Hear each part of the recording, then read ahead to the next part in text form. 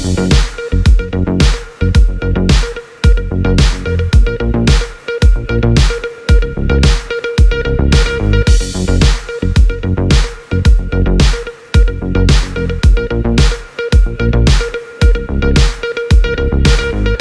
femme est une œuvre extraordinaire que le Créateur a mis à côté de l'homme pour l'aider dans son parcours sur la terre. Elle mérite donc du respect, de l'amour et de la considération.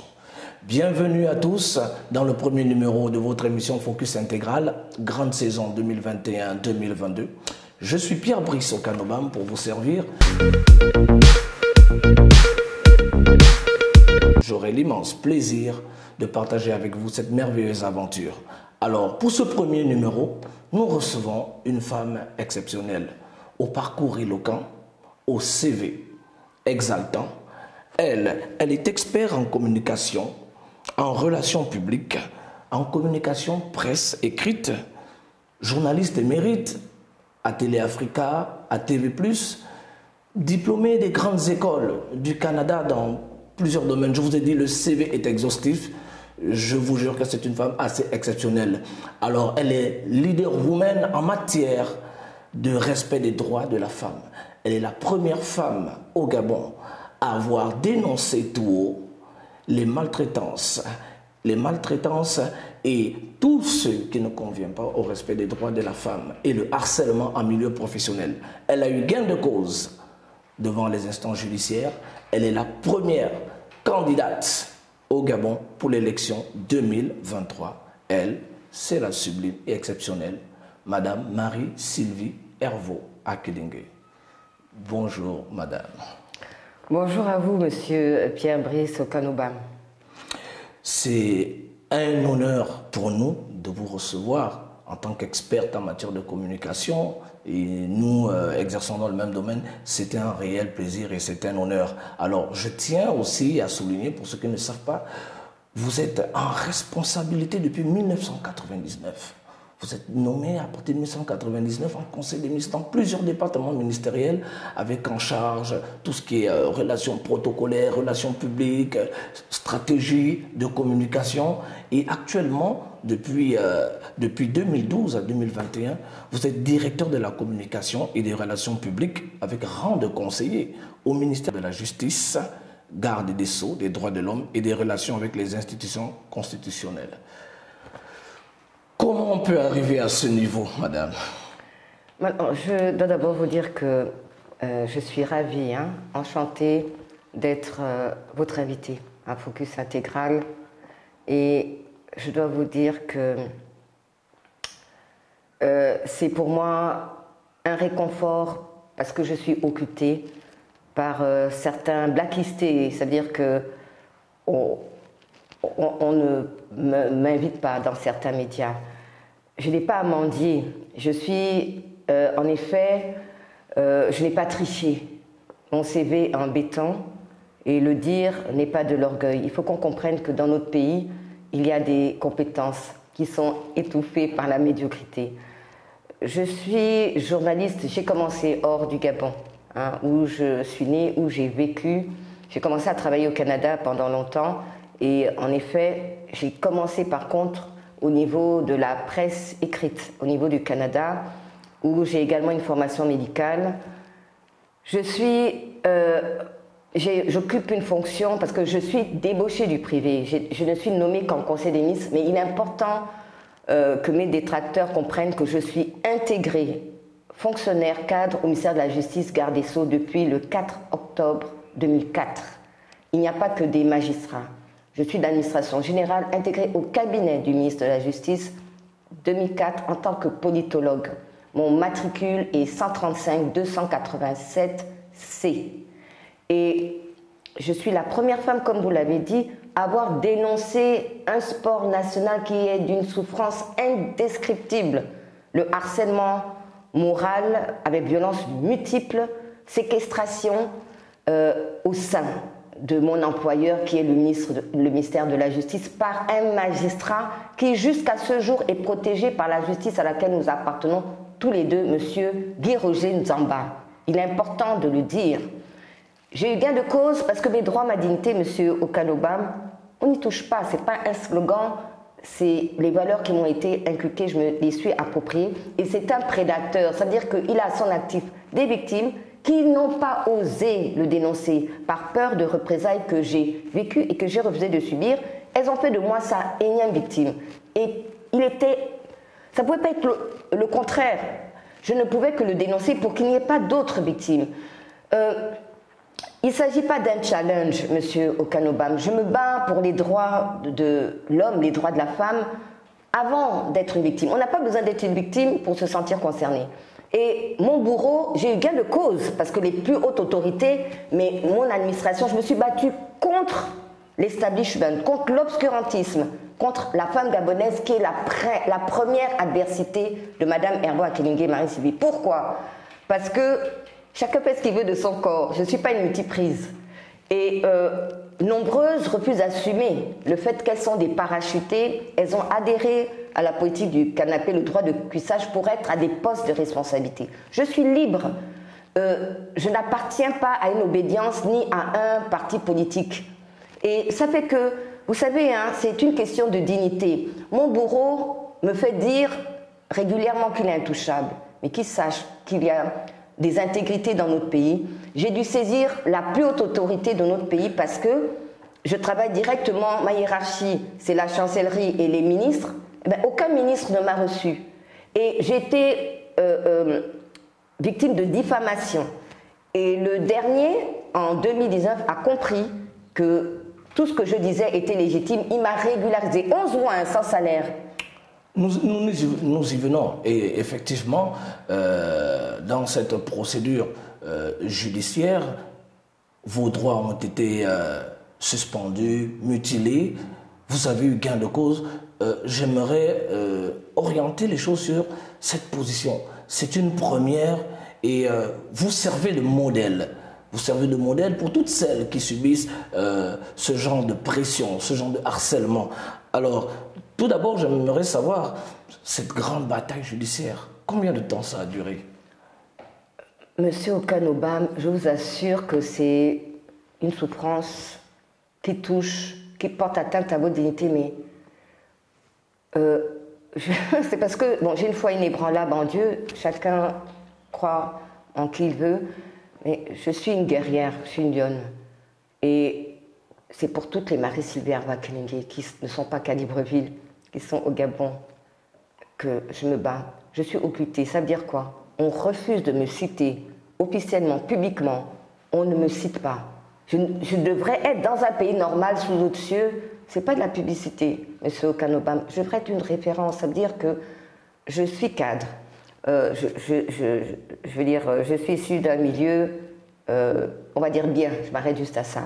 Donc qu'on comprenne qu'on peut avoir un CV en béton comme vous l'avez, j'en suis tellement, votre présentation me touche. Mais quand il faut dire la vérité, on appelle un chat un chat. Je n'ai pas triché. Donc s'ils veulent, ils appellent le bon Dieu. Et je devrais être une référence pour qu'on comprenne que même si on sait plus que lire et écrire, même si on exerce dans un ministère de souveraineté, on peut être une victime. Et personne n'a le droit de nous humilier. Ni un magistrat qui n'est pas intouchable, il a un statut particulier à la fonction publique, point. Et voilà. Et je dois vous dire que, pour répondre à votre question, imaginez que mon bureau a été défoncé, vandalisé par 2 magistrats. Un était tapis dans l'ombre. Preuve à l'appui, puisqu'il y a eu un constat d'huissier. Ma serrure, je mets la clé, ma serrure a été changée et défoncée. On appelle ça du banditisme, du brigandage. Et lorsque l'huissier a fait le constat, on a ouvert, donc, eh bien, toutes mes affaires, mes dossiers administratifs et personnels étaient jetés dans un carton. C'est une violence. Et plus, sur mon bureau, c'était d'autres effets. Mon fauteuil avait changé de place et il y avait un autre. Et j'ai tenu à expliquer cela à ma hiérarchie. Je n'ai pas été reçue. Donc, l'indifférence, le silence sont des violences. Maîtrisant les procédures administratives, et on m'a pris un montant d'argent parce que je suis en même temps freelance, consultante, puisque j'ai une expertise de plus de 26 ans dans plusieurs domaines que vous avez énoncés, la communication, les relations publiques, je suis formateur, parce qu'il fallait, à cette fonction, je suis la première, c'est important de le dire, Il n'y a pas eu d'autres directeurs de la communication au ministère de la Justice avant Mme Hervé Akelenge le 12 décembre 2012. Il fallait une expertise et j'ai été honorée par les plus hautes autorités et je me suis même retrouvée, et vous y étiez, dans vos précédentes fonctions à la cellule gouvernementale de la communication. Donc je n'ai pas triché. Il se trouve que j'ai sollicité, pas pour entrer dans le parti politique au pouvoir, l'arbitrage du chef de l'État, avec preuve à l'appui, avec un dossier. Ce n'est pas une faveur que j'ai demandé, M. Okanobam. Et le Conseil supérieur de la magistrature, si vous voulez, c'est l'organe qui affecte, les promotions se font là, et si on décide de traduire en conseil de discipline. Mais sachez que j'accusais, parce que vos confrères l'ont relayé, le secrétaire général du ministère de la Justice, M. Pascal Zemba. Il a été relevé de ses fonctions et nommé au cabinet du ministre qui était du moment, qui est aujourd'hui à la communication. En représailles, ce que j'ignorais, parce qu'en fait j'aurais dû me taire comme toutes l'ont fait avant moi, hein, je parle de mon bourreau, et bien, il y a eu le fameux recensement des agents publics de la fonction publique. Le 16 juillet, c'était pour le ministère de la Justice, et bien sachez que de 8h à 13h, c'est une violence, je n'ai pas été reçue, pourtant annoncée par le directeur général des affaires administratives sortant, M. Guy Roger Nzouamba, qui est peinard au moment où je vous parle, à la Cour de cassation. Il ne m'a pas appelé par mon nom ni ma fonction. Vers 13h, après avoir reçu tous les personnels du ministère de la Justice et des juridictions, ça veut dire tous ceux qui ne sont pas à la tutelle, hein, donc tous ceux, les procureurs, eh bien, il m'appelle même pas d'un regard. C'est une violence de mépris. Il m'invite à rentrer dans son bureau.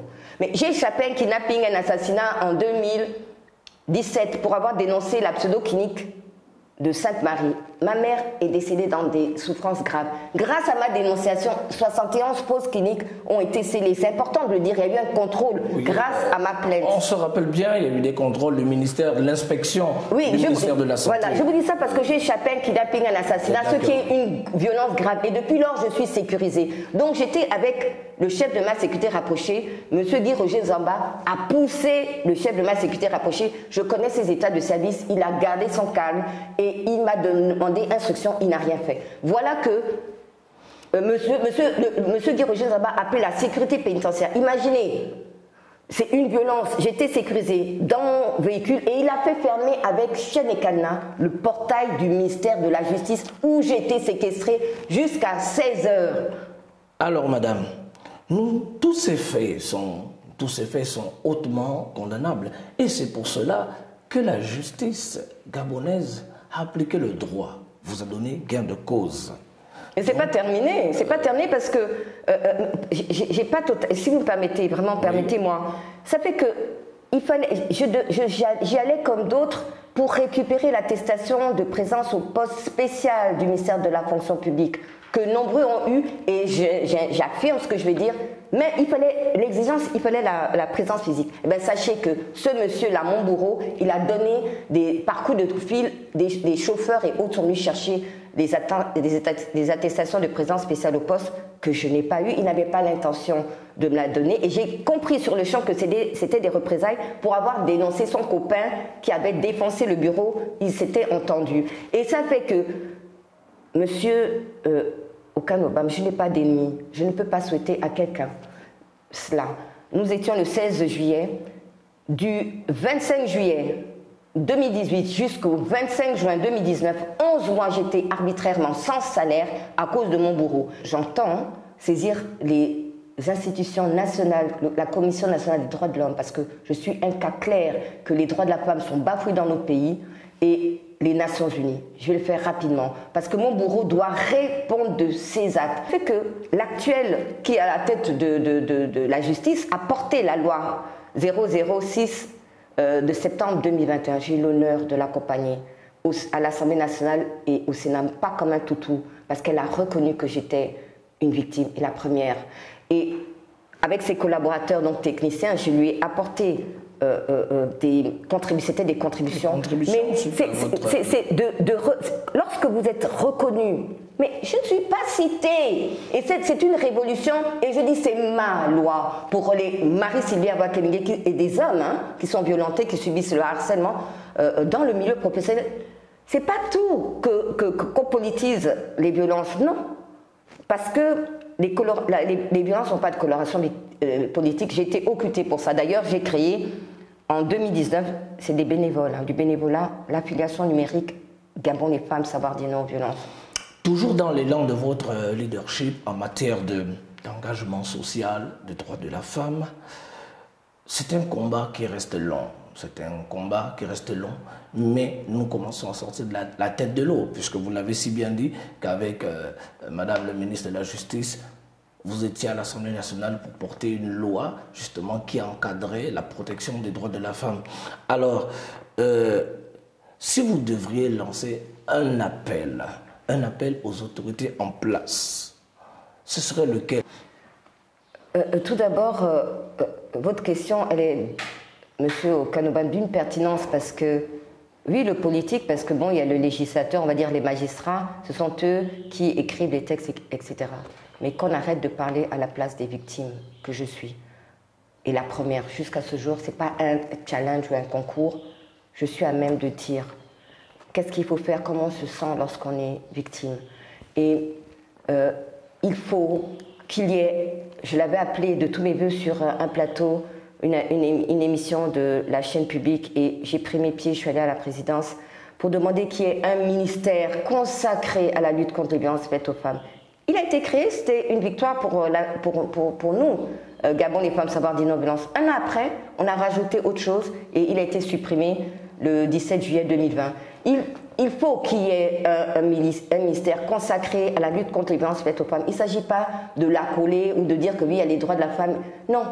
Et il faut un budget dans ce ministère et il faut mettre des compétences qu'ils m'y mettent, parce que la société malade, la société gabonaise est malade. Il faut éduquer dans les familles, il faut éduquer l'équipe gouvernementale, parce qu'ils sont en position d'autorité. Ce sont les premiers qui doivent, quand ils font leurs séminaires gouvernementaux, pourquoi on n'inscrit pas les violences faites aux femmes? C'est pas aller chercher les associations bling qui font de la propagande, qui nous appellent, Gabon les femmes savoir dire non aux violences. Et nous, on leur dira. Politique. Vous n'êtes pas que leader dans le domaine, dans l'engagement social, des droits de la femme, et vous n'êtes pas qu'experte en communication reconnue dans le milieu, vous êtes aussi politicienne, parce que vous êtes le premier candidat déclaré à l'élection présidentielle 2023 au Gabon. Peut-on savoir quelles sont les motivations d'un tel engagement? Alors, Monsieur Okanobam, il est important que je précise que, une fois encore, sur cet aspect, je suis occultée, on ne me cite pas, alors que tout le Gabon le sait, et toute la planète également, parce que le 13 juin 2020, j'ai fait une sortie, j'ai donné une conférence de presse, la chute, comme on le dit dans le jargon journalistique, c'était cette annonce. Le 26 septembre 2021, j'ai donné une conférence de presse en qualité de première candidate à la magistrature suprême. Il est important que je vous dise que je suis patriote. Il est important que je vous dise que je suis républicaine, à contrario de la République du village. Vous prenez des ministères, à la tête, il est de la Nyanga ou de l'Angounié, et puis jusqu'à l'agent de bureau du commis, eh bien, ils sont tous de cette ethnie. C'est très grave. Il est important que je vous dise que je prône la méritocratie à contrario de la médiocrité qui est institutionnalisée. Il est important que je vous dise que les hommes ont échoué et qu'il est temps qu'une femme, pas pour son sexe, au mérite, à la compétence dirige ce pays, le moment venu, il est temps. D'accord. Pour apporter la paix, pour apporter la sérénité, pour apporter l'amour, pour apporter ce qu'il faut à notre pays qui est en dessous du sous-sol aujourd'hui. Déjà, ce que vous dites correspondrait, je vais parler au conditionnel, correspondrait tant soit peu à la percée pratiquement vertigineuse des femmes en responsabilité dans notre pays. on retient que vous parlez de promotion de la femme, mais promotion de la femme assise, qualifiée au mérite et compétente. Et pas à l'allégeance. D'accord. Alors nous allons aller à la deuxième question. J'ai lu sur votre page, vous avez dit, il n'a pas d'opposant au Gabon. Vous le dites généralement sur votre page Facebook et sur vos supports digitaux. Alors, pouvez-vous clairement nous expliquer cette assertion? Je vous remercie, M. Okanobam. Il est important de préciser que nous ne sommes pas en campagne. Hein. Oui, donc, vous comprendrez que la tonalité de mes réponses, mais je vais y répondre en vous disant que je ne suis pas une blogueuse, je suis très active sur les réseaux sociaux et en particulier sur Twitter, où mes tweets sont retweetés et je suis honorée régulièrement.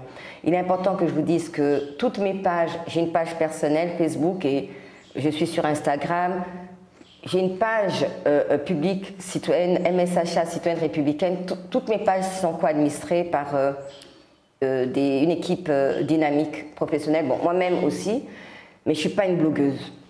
Et je dis ceci, je prône la rupture. Je prône la rupture, pourquoi? Parce qu'il n'y a pas d'opposition dans notre pays. Il y a des opposants, ils sont connus. M. Bengonsi, M. Mouembabik. Le reste, c'est des PDGistes bis. Pourquoi? La preuve est faite. Pourquoi ils ne sont pas inquiétés par la justice à laquelle j'appartiens? C'est je te tiens, tu me tiens par la barbichette, bonnet blanc, blanc bonnet. Ils ont été cités dans des scandales, les fêtes tournantes, l'ABAD, l'éducation nationale, Sougacel, Béarsal, et j'en passe.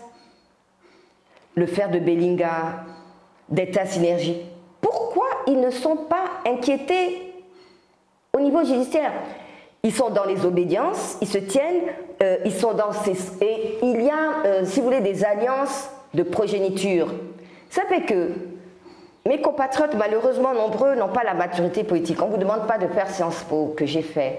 Mais ils usent de la vulnérabilité, de la détresse de nombreux de mes compatriotes qui sont des fanatiques et qui sont des affiliés. Je suis leader d'opinion, vous l'avez dit, et ce sont des termes que j'utilise qui sont repris, mais malheureusement, la reconnaissance, vous savez, on a un problème dans notre pays de reconnaître que M. Brice Okan est un journaliste qui a des compétences, qui a un parcours. Mais quand on est bien dans sa peau, lorsqu'on n'a pas triché, eh bien, voilà.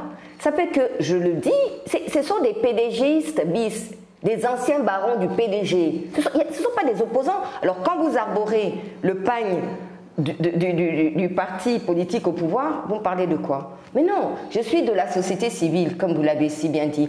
Et lorsqu'on se bat pour les droits de l'homme, qui inclut les droits de la femme, je condamne la torture.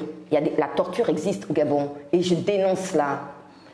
On doit dynamiter. Il y a eu beaucoup de choses qui ont été faites uniquement par l'actuelle tutelle concernant la prison centrale, mais elle doit être dynamitée. J'étais maître de cérémonie en 2015 à Ayem. Mais l'impunité pose un problème. Donc il ne peut pas y avoir une justice à 1000 vitesses, c'est le cas. Pourquoi ces pseudo-opposants ne sont pas inquiétés? Je souris parce que je sais pourquoi je viens de le dire. On n'a pas besoin de fouiller dans les poubelles. Mais ils osent dire que... Mais attendez, ils prennent leur retraite politique quand? Administrativement, ils ont plus de 70 ans et 60 ans. Ils osent s'exprimer à la place des jeunes. Pourquoi? Parce que les jeunes ont fait le choix. Jeunes, quand on a 20 ans, 25 ans, 30 ans, on est jeune. On ne peut pas être jeune à 45 ans. Ils ont fait ce choix d'être dans la délinquance et de porter les valises de ces politicards. Alors, nous pouvons retenir un point, parce que il y a une certaine opinion qui n'arrivait pas à vous situer politiquement, en disant, parce qu'on est habitué, je voulais dire, au camp traditionnel. Non mais permettez-moi, monsieur Obama, permettez-moi de vous dire, vraiment, j'aurais dû peut-être le dire rapidement, je me positionne comme l'alternative. C'est pour ça que je dis bien que les hommes ont échoué. Ce n'est pas une affaire de sexe. Il est temps qu'une femme, me voici, le moment venu. Je me positionne comme l'alternative, comme la solution à tous les travers. Parce qu'il n'y a pas d'opposition. La journée, ils attaquent le parti politique au pouvoir, le régime, et le soir, ils jouent au ludo. Ou le soir, ils demandent à ce qu'on aille chercher des valisettes. J'affirme et j'assume ce que je dis. Alors donc, c'est dire, clairement, il n'y a pas d'opposants, il y a des gens fâchés. Non, il y a des opposants, je les ai cités, ils sont connus. Mais il n'y a pas d'opposition et ils ont pris en otage ce pays. Et c'est pour ça que je parle de rupture. Tous ceux qui parlent d'alternance, de changement, ils veulent la pérennité de ce système qui a atteint ses limites. C'est un système de 54 ans. Il atteint ses limites. La preuve, tout le pays est en grève. On est au bord d'une implosion sociale. Voilà pourquoi vous parlez régulièrement de rupture et mon mot à dire. Ces paroles clés, on les lit souvent. Est-ce que, de façon claire et succincte, on peut savoir c'est quoi mon mot à dire et rupture le moment venu? Ce sont comme des slogans ou des phrases motivatrices. C'est quoi exactement et c'est quoi le fond de ces expressions? Vous l'avez bien noté, et je vous remercie. Alors, c'est la marque, l'identité de Madame Herva Akilingue Marie-Sylvie que je suis.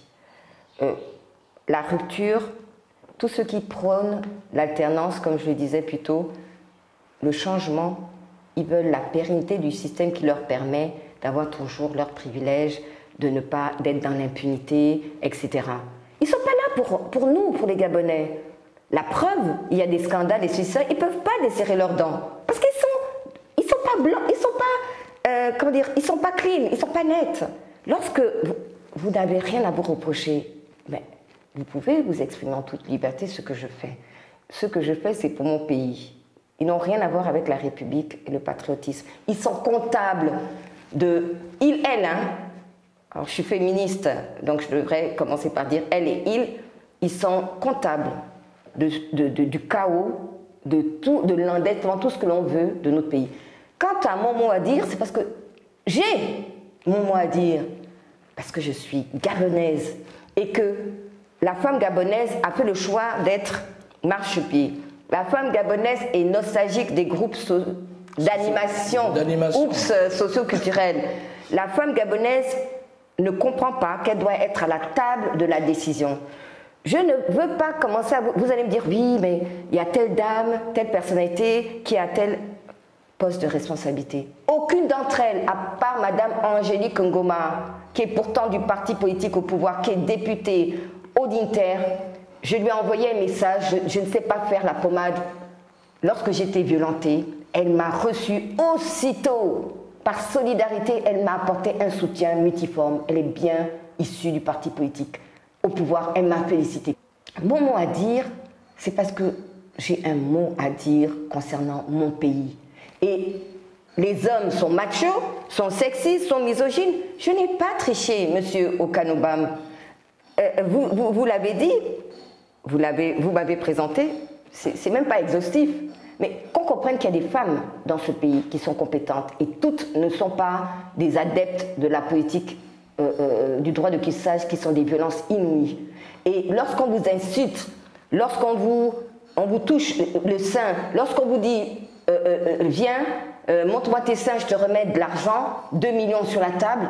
Oui, nous travaillons sur le sceau de la confidentialité avec Gabon, les femmes savoir des non-violences dont je suis fière, des bénévoles du Gabon, d'Espagne, des États-Unis, de France, de professions confondues, magistrates, journalistes, des étudiantes, des personnes qui cherchent du boulot, mais des photographes, des restauratrices, des écrivains. Mais voilà. Donc, j'ai mon mot à dire. Et qu'on arrête de penser que, en me mettant sur le côté, mais personne ne peut me museler. Parce que je suis libre et que Dieu merci.